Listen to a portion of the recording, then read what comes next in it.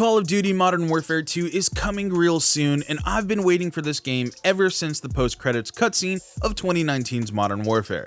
So here's what I'm looking forward to, and what I'm not looking forward to in both the campaign and multiplayer. So good news first, biggest thing I'm excited for right out the bat is the campaign that continues retelling the story of Task Force 141. We last saw Price having averted a nuclear disaster at the end of Warzone Season 6, which supposedly tied into the campaign. We've seen some of our favorites already, like Soap, Gaz, Price, and Ghost, who hopefully might not die in this retelling of the story, at least not yet, right? But lucky for us, the campaign has an early access period that goes live 1 week before launch, so you can play without feeling like you're getting behind in multiplayer. Now, if you've seen any of my other videos, live streams, or my discussions with GameSpot's Jake Decker or Aaron Sampson, you'll know where I come from when it comes to Call of Duty and my love for COD campaigns. Straight up, I'm a story boy through and through. This campaign has night ops, rappelling down buildings, car chases, and ship assaults, with all these missions taking influence from the most popular Call of Duty missions like All Gillied Up.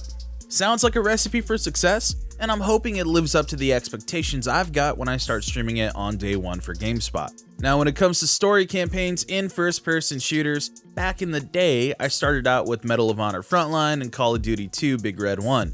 But my first real encounter with COD's campaign during the peak of the 360 days came with Modern Warfare 2 in 2009. That's right, I blasphemously played Modern Warfare 2's campaign before Modern Warfare 1, and although I love the first Modern Warfare, the original campaign for 2 is just out of this world to me and holds so much nostalgia because it was my first. Granted, I was super confused when you rescue Price and you first called McTavish Soap, but when I went back and played Modern Warfare 1 and then replayed 2, it all came together. Honestly, I can't think of action set pieces in any game as a whole without immediately thinking about sprinting across favela rooftops and leaping into a waiting helicopter whenever I'd played the campaign after school. For all the incredible set pieces in other games like Uncharted, there was an equally cinematic one for me in the Modern Warfare campaigns. I mean, maybe some of you gamers from my generation feel the same, or you might think fondly about other games like the original Black Ops. And no matter what Call of Duty was your first, we can all pretty much agree on one thing, I hope, which is the campaigns are usually exceptional and worth the price of admission alone.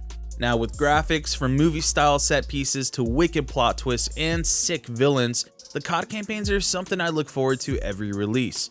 Call me casual, but I know I'm not the only one who was disappointed when Black Ops 4 didn't have a campaign. Now, so far, we've only seen the reveal of the Darkwater mission and snippets from the brand new campaign trailer released earlier. Darkwater looked dope to me, but some people online felt that it looked like a rehash of the original Modern Warfare's opening ship mission, which, fair. The cutscenes from the new trailer though, dude, seriously, I had to pause and double take because I thought this was a live action trailer. The CGI and cutscenes look really awesome, and I cannot wait to bust it out on my shiny Series X or PC.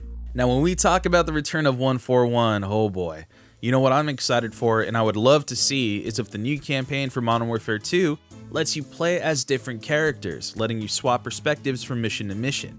In the original Modern Warfare 2, you had Roach, who was kind of Soap's protege, and you had John Allen, who gets involved in one of the gnarliest COD missions of all time. It even more shockingly has a twist that cuts his storyline short. There was also an Army Ranger perspective that would be involved in all the missions that took place back at home stateside. The global conflict has my fingers crossed that Task Force 141 will split up at some point, letting you take different perspectives and play as Soap, Price, and maybe even some more folks. Now, keeping the positive vibes going, the campaign is all fine and good, but as Aaron likes to say, let's be honest, like multiplayer is where Call of Duty's at. Campaign, you play for 4, 6, 8 hours at most.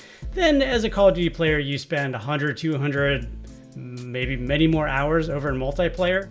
Thankfully, we went balls to the wall with the early access and open beta for Modern Warfare 2's multiplayer, and despite a few things we wished were different, the majority of our feelings were really solid. Gun handling overall feels dead on the money despite some early adjustments needed to get used to the admittedly hefty kick, but beyond that, it feels to me like I'm kind of riding a bike. It's like I never took a break from Modern Warfare, you know?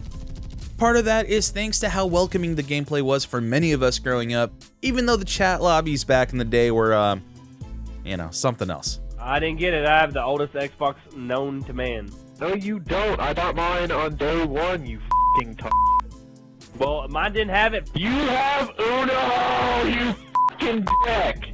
I don't have it, you f***ing All of the good memories I've had with Call of Duty, particularly with 2019's Modern Warfare, which I really liked, came rushing back. The guns, the combat, the new quality of life adjustments, moment-to-moment gameplay is really solid and is a big thing to be excited for, although I get it. Some folks aren't stoked about the lack of slide canceling or the fact that the minimap doesn't always show people pop up on radar, and I see you, but I don't know, I kinda like where the multiplayer is headed. Throw in a rewarding battle pass and man, count me in. There's also something that I like to call the Modern Warfare versus Black Ops effect. And again, now this is the part where I remind you guys that your mileage will vary, but if you felt that Modern Warfare games and Black Ops games have always felt a little different, you're not wrong. I've played every COD more or less, and although I didn't exactly hate the most recent COD in Vanguard, Black Ops Cold War is a different story. Traditional, arcadey, 3-lane maps and fast-paced gameplay is just not my thing, but it probably is yours.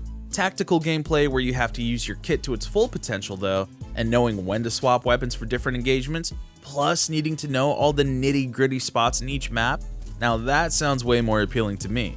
And Modern Warfare 2 is full of these opportunities in its multiplayer. From spy cams that can be clutch and prisoner rescue modes, to drill charges that you can stick to someone's back, there's a fantastic balance of gaminess while rewarding player smarts. Modern Warfare 2's time to kill also isn't necessarily that much longer than Black Ops, but this is offset by the sheer kick and recoil the guns have, which is a bit heavy at first, but with enough tinkering, adjustments, and just getting used to it all, feels good. The maps have several layers and winding pathways that can take you through close quarter hallways, longer sightlines, and second floor outposts for different vantage points, like in Farm 19's crumbling buildings. Now I get that I've been gassing up Modern Warfare 2 all this time, but this game obviously will not be perfect.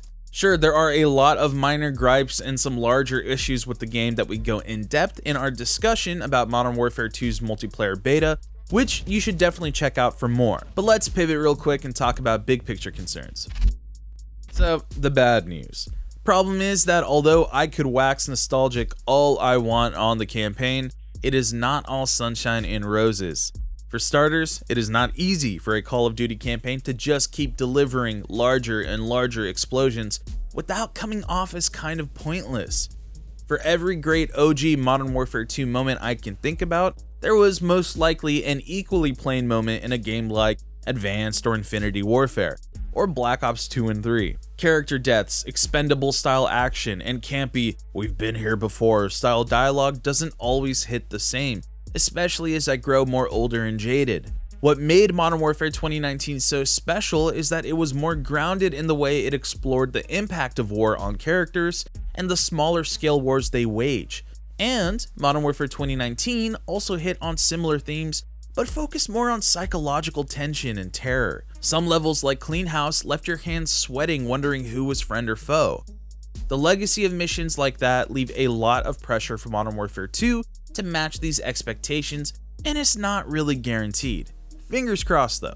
Now you might have noticed, and even in my other videos, there's been one game mode that I have almost avoided talking about all the time, and it's because it just flat out sucked. Yeah, I'm talking about Spec Ops. The elephant in the room here is that not everything in Modern Warfare 2019 was good, and Spec Ops is the epitome of this. Spec Ops was cheap, grindy, and not well thought through. It's going to be replaced from 2019 with a smaller 2-player version that leans heavily on the new game's AI, which needed some improvement based on the beta, by the way. And, no idea if this will lead up to the eventual raids, but let's not pretend this was good to begin with last time around, alright? There's also a looming bigger problem that I like to call the Activision effect. Activision likes to f with everything it touches, and a big part of me is warily waiting for something to happen with Modern Warfare 2's live service model, especially from a give me more money point of view. If not at launch, then almost certainly in future season passes. Modern Warfare 2019 was really tame at first when it came to cosmetics and microtransactions, with a lot of skins being pretty neat milsim style stuff. Then along came Warzone, and suddenly we got crazier and crazier skins, compounded with Black Ops and Vanguard, all transitioning their skins across games. Warzone 2.0 is meant to be a pure reset to Warzone, and I'm hoping that with its release in November, it doesn't take away all the steam from Modern Warfare 2. I'm especially hopeful we get a proper live service battle pass, even though battle passes are now a dime a dozen in this industry. Whatever method Activision needs to take, as long as it doesn't keep pushing us to excessive microtransactions, that is what I'm hoping for. Am I confident it will turn out that way? No, not really. There's already a PlayStation exclusive Samurai skin, and rumors are we'll start having sports stars in the game like Fortnite. So, also Call of Duty Warzone over time really strayed away from the fantastic challenge system of the original 2019 game that allowed you to earn blueprints, character outfits, and gun skins instead of opting more for timed experience boosts, calling cards, and things most people don't really care about. We want to return to the former. Sadly though, there's too much money to be made by putting in Michael Myers or Killer Clowns or whatever, so I already know Activision's gonna get their bag eventually. Just give us a few months please, to a year at least, of unlocking things through play. Like, even the default operators had a sick unlock tree in 2019. I'm just really worried they're more than willing to reduce the quality of life and direct people as often as they can to the microtransaction store. That's no fun for anyone, and hopefully it'll be avoided. So Modern Warfare 2 is right around the corner with a weird rolling launch. Like, we've got the campaign coming up first in an early access period, then the official base launch with multiplayer, and Warzone 2.0 at its heels with a November launch. I'm David, and myself, Aaron Sampson, Jake Decker, and some other folks at GameSpot will be coming in hot with some tips, guides, live streams, and a bunch of more fun videos from Modern Warfare 2 coming soon. Maybe even a hot take or two? We'll see. Depends on how badly y'all yell at me in the comments, yeah? Until next time.